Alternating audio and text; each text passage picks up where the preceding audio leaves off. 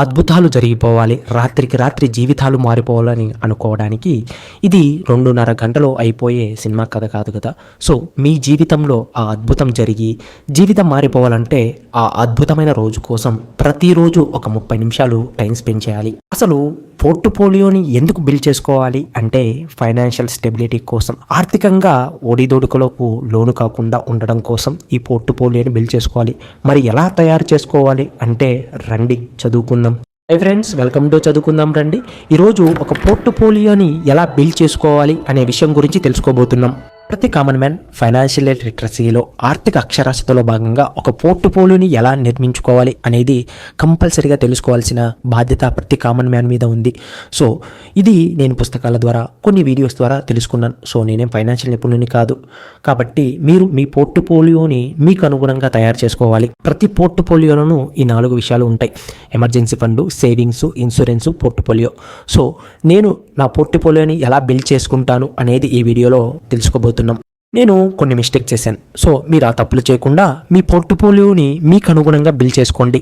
నేను మొట్టమొదటగా పోర్ట్ఫోలియోలో investment start చేశాను, కానీ అది తప్పని తెలుసుకున్నాను. మీరు ఎవరైనా సరే, ప్రతి కామన్ మ్యాన్ మొట్టమొదటగా పోర్ట్ఫోలియోలో ఉండవలసింది ఇన్సూరెన్స్. సో ఒక హెల్త్ ఇన్సూరెన్స్, ఒక టర్మ్ ఇన్సూరెన్స్ కంపల్సరీగా తీసుకోవాలి. హెల్త్ ఇన్సూరెన్స్ ఎందుకు తీసుకోవాలి అంటే అనుకోకుండా ఆకస్మికంగా వచ్చే ఆర్థిక సమస్యలు హెల్త్ పరంగానే వస్తాయి. సో మీ ఫైనాన్షియల్ ఫ్రీడమ్లో భాగంగా ఇన్వెస్ట్మెంట్ చేసింటారు కదా, అవి బ్రేక్ చేయకూడదు అనుకుంటే ఈ హెల్త్ ఇన్సూరెన్స్ అనేది కంపల్సరీగా తీసుకోవాలి. ఇక టర్మ్ ఇన్సూరెన్స్, మనం ఉన్నంత వరకు మన వాళ్ళు బాగుండాలి అనుకోవడం స్వార్థం, మనం లేకపోయినా మన వాళ్ళు బాగుండాలి అనుకోవడం బాధ్యత. Next emergency fund.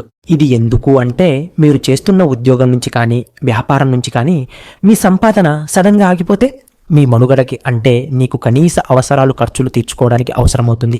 ఇది ఎంత అంటే కనీసం 6 నెలలు అంటే మీ నెలవారీ ఖర్చులు 20,000 రూపాయలు ఉంటే 1,20,000 రూపాయలు, లేదా ఒక సంవత్సరం అంటే 2,40,000 రూపీస్ మీ ఖర్చులకు సరిపోయేంత అమౌంట్ ఉండాలి. ఈ ఎమర్జెన్సీ ఫండ్ని టోటల్గా రిస్క్ ఫ్రీ ఉన్న చోట, అలాగే లిక్విడిటీ ఎక్కువ ఉన్న చోట పార్క్ చేసుకోవాలి. లేదా మీరు బంగారాన్ని కొని ఆభరణాల రూపంలో వీటిని ఉంచుకొని అవసరమైనప్పుడు ఆ బంగారు ఆభరణాలను తాకట్టు పెట్టి డబ్బులు తీసుకోవచ్చు. ఈ విధంగా ఎమర్జెన్సీ ఫండ్ని బిల్డ్ చేసుకోవచ్చు. నెక్స్ట్ సేవింగ్స్, పొదుపు. మీ నెల సంపాదనలో నుంచి ప్రతి నెల కొంచెం కొంచెం అమౌంట్ని సేవింగ్ చేస్తూ ఉంటారు కదా, అలా సేవింగ్ చేసిన మొత్తాలను తిరిగి ఇన్వెస్ట్ చేయాలి. నెక్స్ట్ పోర్ట్ఫోలియోలో మీ సేవింగ్స్ని డైవర్సిఫై చేసి ఇన్వెస్ట్మెంట్ చేయాలి. ఫర్ ఎగ్జాంపుల్, మీ పోర్ట్ఫోలియో 100% అనుకుంటే దాంట్లో 10% గోల్డ్కి, 40% స్టాక్ మార్కెట్కి, 30% రియల్ ఎస్టేట్కి, ఫిక్స్డ్ డిపాజిట్లోనూ 10,000, డెప్ట్ మ్యూచువల్ ఫండ్ను 10% ఇలా డైవర్సిఫై చేసి ఇన్వెస్ట్మెంట్లు చేయాలన్నమాట. సో ఈ విధంగా పోర్ట్ఫోలియోని బిల్డ్ చేసుకోవాలి. ఫర్దర్ వీడియోస్లో ఇన్సూరెన్స్ గురించి డీటెయిల్గా వివరించుకుందాం. వీడియో నచ్చితే తప్పకుండా లైక్ చేయండి. మరిన్ని వీడియోల కోసం సబ్స్క్రైబ్ చేసుకోండి. Thank you for watching. Keep smiling.